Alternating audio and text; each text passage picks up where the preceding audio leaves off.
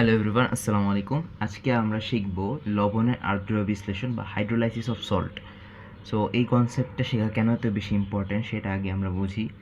তো লবণের আর্দ্র বিশ্লেষণ মানে বোঝানো হয় যে লবণটাকে পানির সাথে বিশ্লেষণ করা এবং এটা বোঝা যে এই লবণটা কি নিরপেক্ষ নাকি অম্লীয় নাকি ক্ষারীয়, এই জিনিসটাই হইতেছে লবণের আর্দ্র বিশ্লেষণ। এখন এই লবণের আর্দ্র বিশ্লেষণ কেন এত বেশি ইম্পর্ট্যান্ট, কারণ হইতেছে এই আর্দ্র বিশ্লেষণের মাধ্যমে আমরা বুঝতে পারি লবণটা কি অম্লীয় না ক্ষারীয়। আর এই অম্লীয় বা ক্ষারীয় বোঝা যায় কি পিএইচ এর মান নির্ণয়ের মাধ্যমে। অর্থাৎ আমরা লবণের আর্দ্র বিশ্লেষণের মাধ্যমে পিএইচটা বুঝতে পারবো যে এটার পিএইচ কত। আর এই পিএইচটা বোঝা কেন ইম্পর্টেন্ট, ধরো তোমার বাফার দ্রবণের বিক্রিয়াটা যদি বিশ্লেষণ করতে চাও তাহলে লবণের আর্দ্র বিশ্লেষণের কনসেপ্টটা লাগে। কিংবা ধরো কোনো কৃষি ক্ষেত্রে জমিতে যদি পিএইচের মান কমে যায় তাহলে পিএইচের মান বাড়ানোর জন্য কোনো একটা ক্ষারীয় লবণ লাগবে। এখন ক্ষারীয় লবণ কোনটা এটা বুঝতে গেলেই তো আমার লবণের আর্দ্র বিশ্লেষণ লাগবে। এই কারণে এই লবণের আর্দ্র বিশ্লেষণ কনসেপ্টটা বোঝা অনেক বেশি গুরুত্বপূর্ণ। এখন লবণের আর্দ্র বিশ্লেষণ এই জিনিসটা কিভাবে কাজ করে, ধরো তুমি কোনো একটা লবণকে পানির সাথে মিশাইলা, তারপর এটা বিশ্লেষণ হইল। এখন এই লবণটা পানির মধ্যে কোন আয়নকে ত্যাগ করবে, অর্থাৎ কোন আয়নটা দিবে, এটাই ডিপেন্ড করে যে এই লবণটা কি হবে। এটা কি অম্লীয় নাকি ক্ষারীয় নাকি এটা নিরপেক্ষ থাকবে। যেমন নিরপেক্ষ যদি ধরো যে সোডিয়াম ক্লোরাইডকে যদি আমরা পানির সাথে বিশ্লেষণ করি, অর্থাৎ আর্দ্র বিশ্লেষণ করি, তাহলে দেখবো সোডিয়াম ক্লোরাইডকে আলাদা ভাঙলে সোডিয়াম প্লাস আর ক্লোরিন মাইনাস হয়। আর পানি তো হচ্ছে এইচ প্লাস আর ওইচ মাইনাস। এখন সোডিয়াম প্লাস হইতেছে অতি দুর্বল ব্রনস্টেড অ্যাসিড, আর সিএল মাইনাস যে ক্লোরিন নেগেটিভ যে আয়ন, এটা হইতেছে দুর্বল ব্রনস্টেড ক্ষারক। আর এই দুর্বল ব্রনস্টেড অ্যাসিড বা দুর্বল ব্রনস্টেড ক্ষার এরা কখনোই পানির সাথে এই ক্ষার হইলে সেটা হচ্ছে OH মাইনাস, আর অ্যাসিড হলে সে H প্লাস, এরা কখনো উৎপন্ন করে না এই দুর্বল ব্রনস্টেড অ্যাসিড বা দুর্বল ব্রনস্টেড ক্ষার।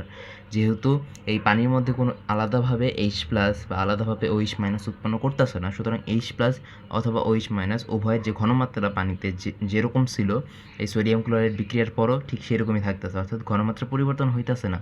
তার মানে নতুন করে H প্লাস বা OH মাইনাস আসতেছে না, যার ফলে এই পানিটা সোডিয়াম ক্লোরাইড অ্যাড করার ফলেও পানির আগে যে পিএইচ আর এখনের পিএইচ সেম থাকতেছে। অর্থাৎ এর মাধ্যমে আমরা বুঝলাম যে সোডিয়াম ক্লোরাইড একটা নিরপেক্ষ লবণ, এটা অম্লীয় না ক্ষারীয় না। আর সাথে সাথে এর মাধ্যমে আরেকটা জিনিস বুঝতে পারছি যে সোডিয়াম যেহেতু একটা ক্ষারক, এটা কিন্তু আসছে কোথায় থেকে, সোডিয়াম হাইড্রোক্সাইড থেকে, বা সোডিয়াম যে কোনো ধরনের ক্ষারক যেটা হইতেছে দুর্বল ক্ষারক। আর ক্লোরিনটা আসছে হচ্ছে HCl বা যে কোনো ধরনের সিএল অ্যাসিড থেকে, যেটা হইতেছে একটা সবল আর কি অ্যাসিড। তো সবল ক্ষারক আর সবল অ্যাসিড, সুতরাং এর মাধ্যমে আমরা বুঝতে পারছি যখন কোনো নিরপেক্ষ লবণ থাকবে সেটা সবসময় সবল অ্যাসিড আর সবল ক্ষার থেকে আসবে।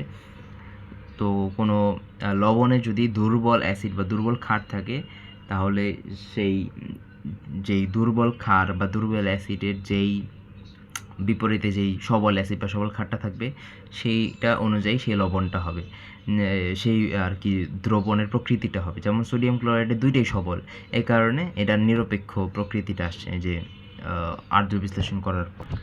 এখন যদি আমরা সোডিয়াম সায়ানেট এই লবণটা নেই, এটাকে যদি আর্দ্র বিশ্লেষণ করি তাই সোডিয়াম প্লাস আর সায়ানেট এই যে CN মাইনাস এটা আসবে। এখন আমরা জানি যে আমরা একটু আগেই জেনেছি যে সোডিয়াম প্লাস হইতেছে একটা দুর্বল ব্রনস্টেড অ্যাসিড, এই কারণে এটা হচ্ছে H প্লাস আয়ন দান করবে না, সুতরাং এটা হচ্ছে বিক্রিয়া করবে না। তাহলে থাকে কি CN মাইনাস। এখন CN মাইনাস হইতেছে HCN যে অ্যাসিড, তার হইতেছে আর কি সবল অনুবন্ধী ক্ষার। যেহেতু এই সবল অনুবন্ধী ক্ষার হচ্ছে পানির ঘনমাত্রার তুলনায় বেশি, অর্থাৎ এটার তীব্রতা বেশি, এই কারণে এটা বিক্রিয়া করে OH আয়ন উৎপন্ন করবে। আর যেহেতু এটা OH আয়ন উৎপন্ন করবে, সুতরাং এই উপরাজলীয় দ্রবণের প্রকৃতি হবে ক্ষারীয়।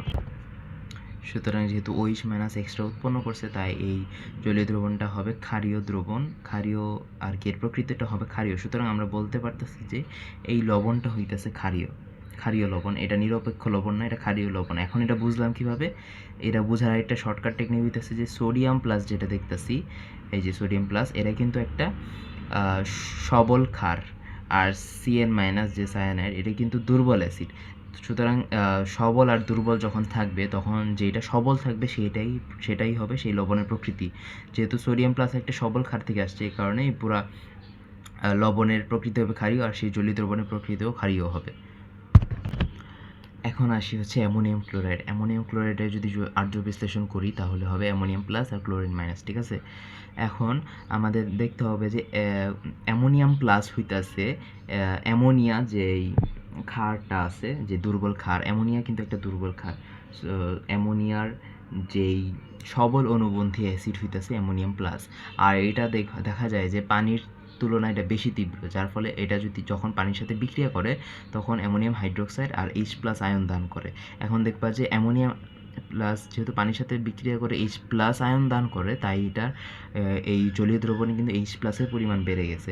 আর ক্লোরিন আয়নের ক্ষেত্রে দেখবা যে একটু আগে বলছিলাম সোডিয়াম ক্লোরাইডের সময় যে ক্লোরিন আয়ন হইতেছে একটা দুর্বল ব্রনস্টেড ক্ষারক, আর যেহেতু দুর্বল ব্রনস্টেড ক্ষারক তাই এটা হইতেছে পানির সাথে বিক্রিয়া করে না, যার ফলে আলাদাভাবে OH- দান করে না। সুতরাং ওভারঅল জলীয় দ্রবণে H+ এর পরিমাণ বেশি হয়, এই জলীয় দ্রবণটা হবে অম্লীয় দ্রবণ।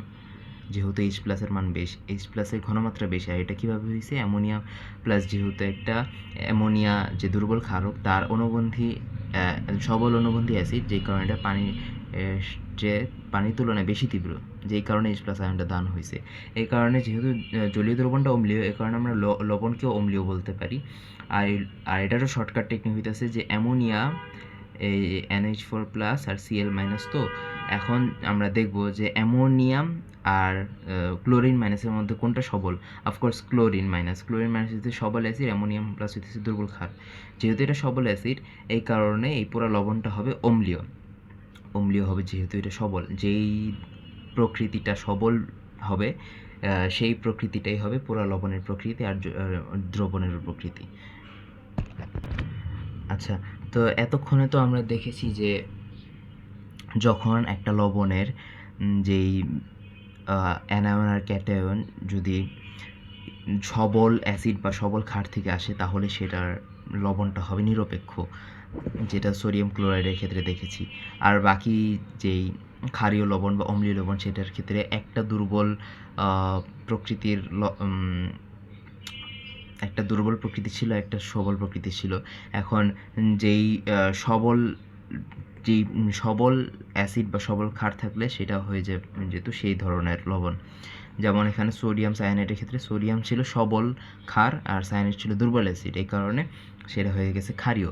আর যেহেতু অ্যামোনিয়াম ক্লোরাইড এটার ছিল সবল অ্যাসিড ছিল, Cl- ছিল সবল অ্যাসিড থেকে এসেছে, আর অ্যামোনিয়াম প্লাস এটা হচ্ছে দুর্বল ক্ষার থেকে এসেছে। এই কারণে যেহেতু এটা সবল অ্যাসিড থেকে ক্লোরিন আসছে, এই কারণে এটা অম্লীয় লবণ। কিন্তু যখন আমার লবণের মধ্যে যে ক্যাটায়ন অ্যানায়ন দুটোই দুর্বল অ্যাসিড বা দুর্বল ক্ষার থেকে আসে, তখন আমরা কীভাবে বুঝবো যে এই লবণটা অম্লীয়, ক্ষারীয় নাকি নিরপেক্ষ? সেটা বোঝার জন্য আমাদের একটা উদাহরণ দিয়েছি আমি, যে অ্যামোনিয়াম ইথানয়েড, যেখানে হইতেছে ইথানোয়িক অ্যাসিড আছে আর অ্যামোনিয়ামও আছে। এখন ইথানোয়িক অ্যাসিড হইতেছে দুর্বল ক্ষার, অ্যামোনিয়াম প্লাস হইতেছে ইথানোয়িক অ্যাসিড হইতেছে দুর্বল অ্যাসিড, ইথানোয়িক অ্যাসিড হইতেছে দুর্বল অ্যাসিড আর অ্যামোনিয়াম প্লাস হইতেছে দুর্বল ক্ষার থেকে আসছে। এখন আমরা ইথানোয়িক অ্যাসিডের ঘনমাত্রা যদি আর অ্যামোনিয়াম প্লাসের ঘনমাত্রার চেয়ে বেশি হয় তাহলে সেটা হবে অম্লীয় লবণ। কেন? কারণ দুইটাই কিন্তু দুর্বল অ্যাসিড আর দুর্বল ক্ষার, কিন্তু এই দুর্বল অ্যাসিডের ঘনমাত্রা দুর্বল ক্ষারের চেয়ে বেশি, এই কারণে আমরা এটাকে বলবো অম্লীয় লবণ। আর যদি দুর্বল ক্ষারের যে ঘনমাত্রা সেটা যদি দুর্বল অ্যাসিডের চেয়ে বেশি হয় তাহলে আমরা সেই লবণকে বলবো ক্ষারীয় লবণ। একই লবণ, কিন্তু ঘনমাত্রার উপর ডিপেন্ড করে তার যে প্রকৃতিটা চেঞ্জ হইতেছে। আর যদি সেই দুর্বল অ্যাসিডের ঘনমাত্রা আর দুর্বল ক্ষারের ঘনমাত্রা দুটাই একই রকম হয়, অর্থাৎ সমান হয়, তাহলে সেটা হবে নিরপেক্ষ লবণ। সো একই লবণকে আমরা তিনটা স্টেটে দেখতেছি, একটা অম্লীয় লবণ, একটা ক্ষারীয় লবণ, একটা নিরপেক্ষ লবণ। এদের ঘনমাত্রার উপর ডিপেন্ড করে চেঞ্জ হইতেছে। সো এটাই ছিল আমাদের লবণের আর্দ্র বিশ্লেষণ। আশা করি তোমরা সবাই বুঝতে পারছো। ভবিষ্যতে আরও ধরনের কন্টেন্ট চাইলে তোমরা কমেন্ট বক্সে কমেন্ট করতে পারো, আর বেশি বেশি ভিডিওটা শেয়ার করবা, আর আমার চ্যানেলকে সাবস্ক্রাইব করে রাখতে পারো, আর ফেসবুক পেজকে ফলো করে রাখতে পারো। ধন্যবাদ সবাইকে।